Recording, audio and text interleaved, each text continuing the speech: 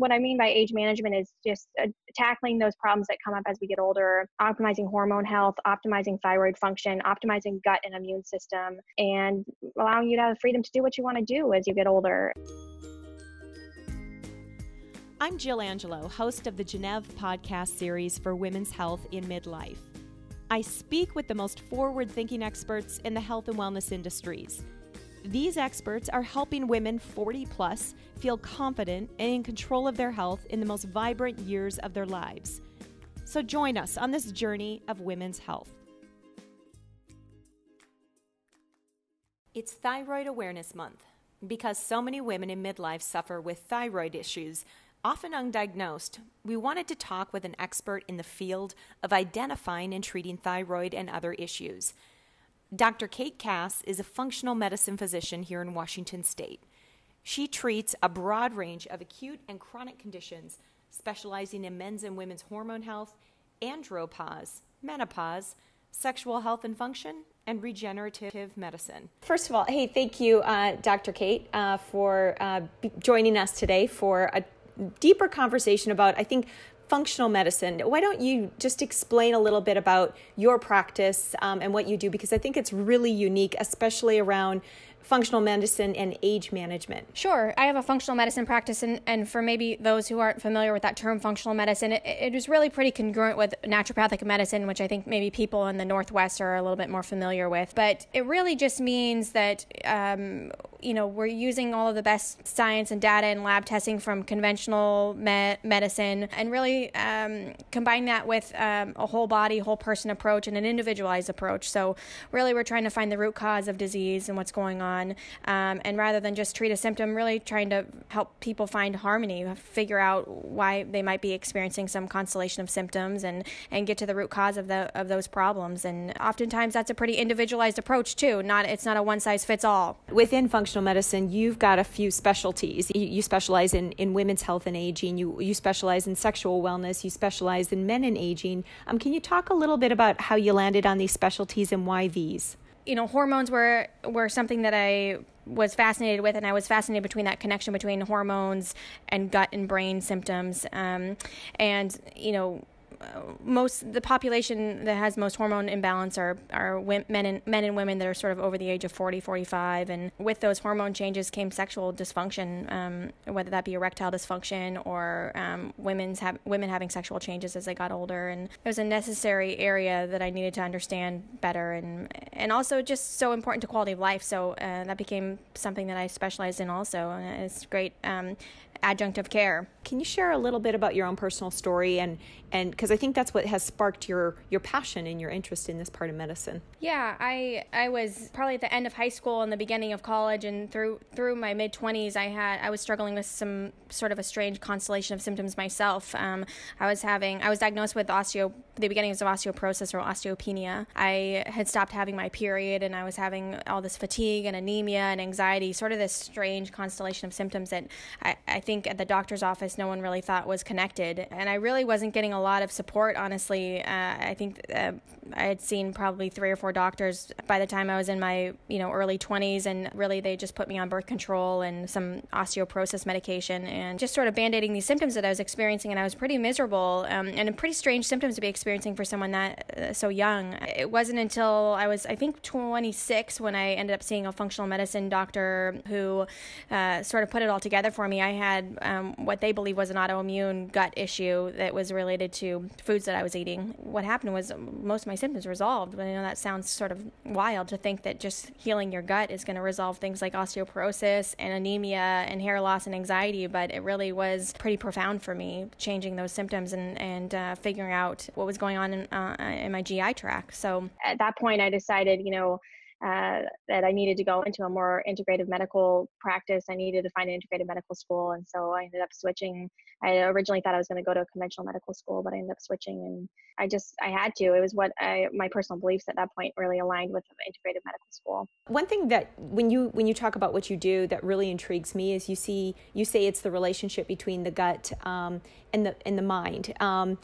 And can you talk a little bit more about the mind and how that connects in to people's health? Because I don't think we naturally think about anything controlled by our head or our mind? Yeah, this is a really hot topic of medicine right now, actually. And even in the conventional world and big medical journals, there's so many studies coming out connecting, the gut and the microbiome to our cognitive function. It really impacts it in several ways.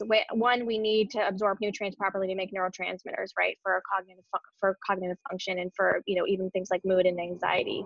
And I think this statistic gets thrown around a lot. That they say that 80% of our serotonin, for instance, starts at the gut level.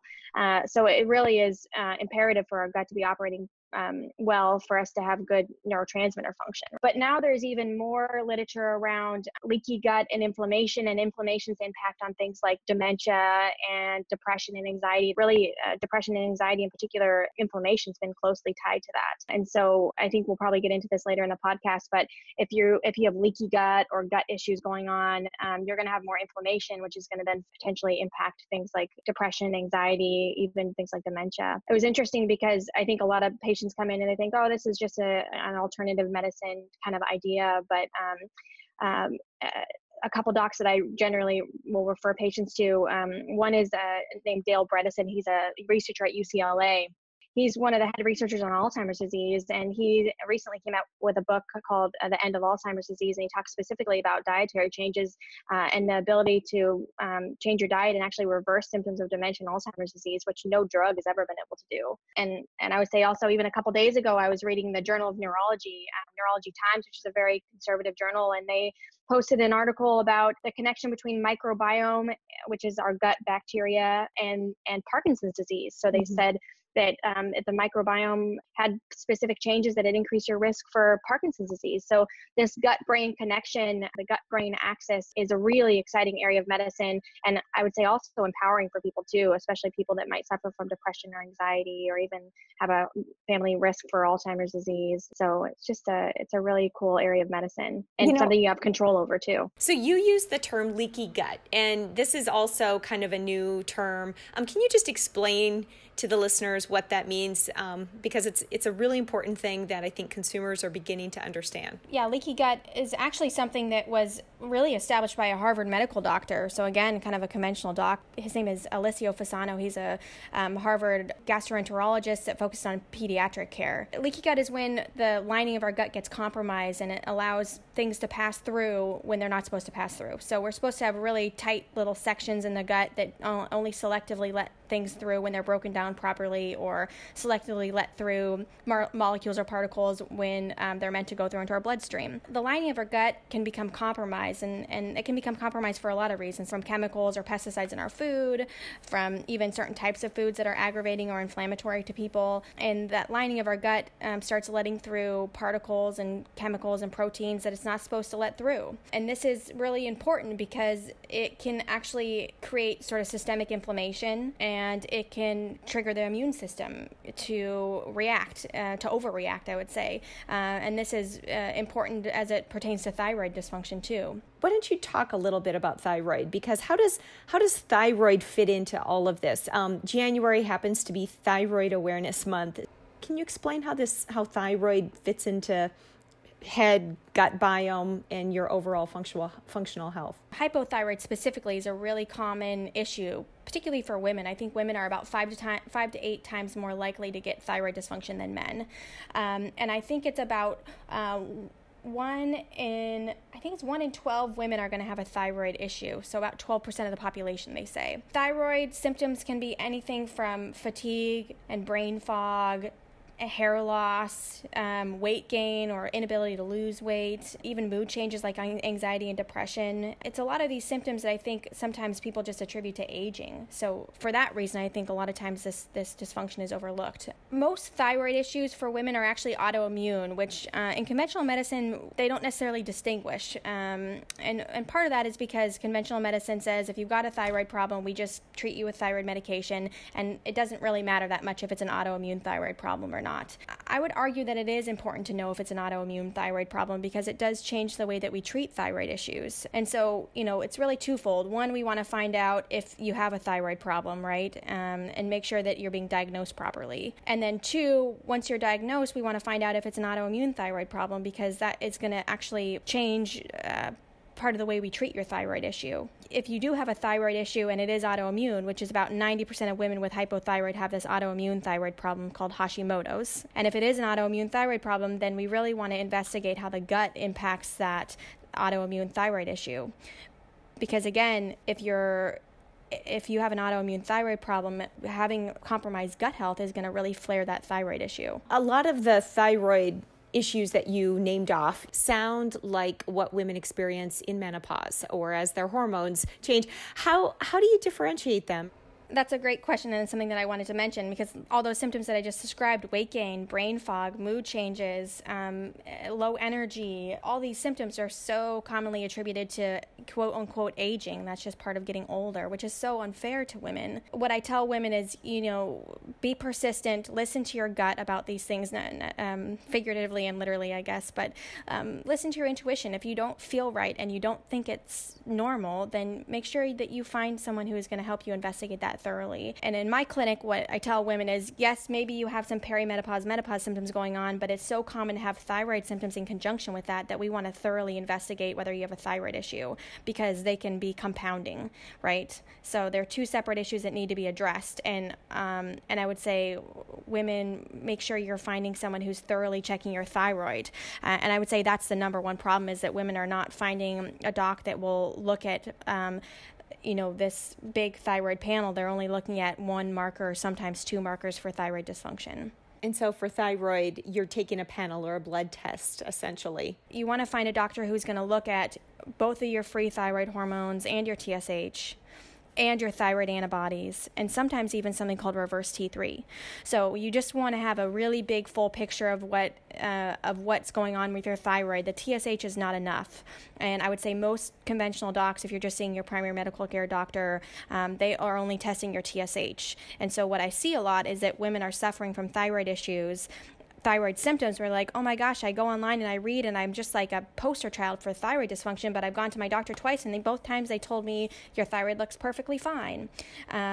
Well, at that point, you either need to go back to your doc and say, hey, can you please test these other markers for thyroid, or find another functional medicine doctor somewhere or a naturopathic physician somewhere. You need as big a picture as possible, and at that point, when we get that broader picture, that's often when we figure out, oh yeah, actually you do have hypothyroid, you have autoimmune hypothyroid actually, and so all of those symptoms you're experiencing really make sense now.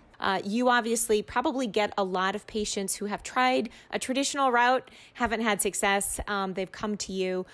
After you've done this testing and you realize that they've got, a hypothyroid issue or the autoimmune version of it, how do you go about prescribing a better course to feeling better? What does that look like? If you just have this, very beginnings of a thyroid dysfunction, if you're really mild, sometimes even just by changing some lifestyle and diet things, we can reel you back in without needing medication. But, however, in a lot of circumstances, women do need some thyroid medication supplement. And let's say that you find out you have hypothyroidism, and then you find out also that you have autoimmune hypothyroidism, right? That means that you have antibodies, so your body's little immune system is attacking your thyroid tissue, right? You not only potentially need to supplement with some thyroid medication, but you also need to stop your body from attacking its thyroid tissue, right? The coolest part about having an autoimmune hypothyroid condition is that you can actually reverse some of that autoimmunity, or at least slow it down. One of the main ways that you can slow down autoimmunity or have your immune system sort of calm down is through diet and gut repair. So two foods that most commonly flare autoimmune hypothyroid are gluten and dairy. Those two actually stimulate your immune system to attack your thyroid tissue through something called molecular mimicry. But I think if you went online, you could go dive a little deeper there if you want to learn more. Another thing that you want to do is lower your toxic burden, because again, autoimmune thyroid is all about allowing your immune system to rest again so that it's not on high alert. In autoimmune thyroid, your immune system's gone rogue, so we're trying to reel things back in, allow your immune system to relax relax again. So what flares your immune system? Foods like gluten and dairy, but also toxins in our environment flare your immune system, right? So that means toxins in our water like chlorine and fluoride and bromide. That means toxins from skincare products that we put on our body flare our immune system. Pesticides in foods flare our immune system. So what I tell patients is, in addition to changing your diet, you also want to reduce that toxic burden the best that you can. Now, we live in an environment where we can't live in a bubble. We're always going to be exposed to these things on some level, but you can make some decisions and choices about how to reduce that load by eating organic when you can, being cognizant of the body care products you put on your body, drinking filtered water, things like that. At the end of the podcast, I'll give you a couple resources of books that I think can help women arm themselves with more details on this. So, summarizing here, you want to repair your gut, remove those foods that aggravate autoimmunity. You want to reduce your toxic burden. And then you also want to relieve stress, because our thyroid is really puppeted by our brain, right? So our brain and our pituitary and our hypothalamus gland actually tell our thyroid what to do. So if we're under a lot of stress, our body actually will signal our thyroid to slow down, because it says, hey, we're under a lot of stress, whether that's physiological stress or psychological stress. Your brain doesn't always know the difference. It just says, hey, body, start conserving, slow down. We don't know what's going on, but we're under a lot of stress, so we don't want our thyroid. We want to conserve things, and our thyroid's our engine. Our thyroid is what, makes our metabolism work faster. What allows us to utilize energy and burn fuel and burn fat. So if you're under a lot of stress, your brain tells your thyroid to slow things down, right? So you could be on the perfect diet and the perfect medication, but if you're under an incredible amount of stress, that thyroid's not going to work optimally, right? So you want to relieve stress. And then lastly, this is a little trickier, maybe stuff you can't do quite as well on your own. You might need a functional medicine doctor to do this. But lastly is you want to treat infections or viruses. So this sort of goes back to the optimizing immune function. A lot of women with thyroid or hypothyroid issues have some concomitant infections going on. And some of those are gut infections like Candida or SIBO. And sometimes those are viral infections like Epstein-Barr virus or even some of the herpes viruses. So again, going back to the immune system's impact on the thyroid, if you have these other infections going on, it can actually cause immune compromise and affect your thyroid also. So, just to summarize, there's sort of, again, 5 things. Repair your gut, optimize your diet, reduce or lower your toxic burden, relieve stress, and then figure out if you have any of those infections going on. And that's all something you can get done with a functional medicine doctor. Obviously, that's something that you're doing for your patients every day. That's right. And some of that you can actually have your conventional doc do for you. Some are more amenable than others to testing, doing a broader test for thyroid. It just sort of depends on your relationship with your primary care doctor. But a functional medicine doctor or a naturopathic physician could definitely do those things for you. And I would say a lot of those things you could even do on your own, like the gut, the diet, the lowering the toxins, the stress piece. Those you can all do on your own. You might need a little bit more support when you start diving into the testing for infections piece. I have to ask the question around gluten and dairy because it's a fad. It's everywhere. If a woman suspects she's maybe got some thyroid issues or she's just not feeling very good, is lowering the amount of the intake good enough, or do you have to completely take it out of the diet for it to have an impact? This is a question that I sort of dread getting, honestly, but it's an important question. If you know for sure that you have autoimmune hypothyroid symptoms, if you know for sure you have Hashimoto's, which is the autoimmune thyroid issue, right? Or even Graves' disease, which is an autoimmune thyroid issue also. Unfortunately, eating gluten and dairy actually flares those antibodies that attack your thyroid tissue, right? And it takes 3 months for those antibodies to go away.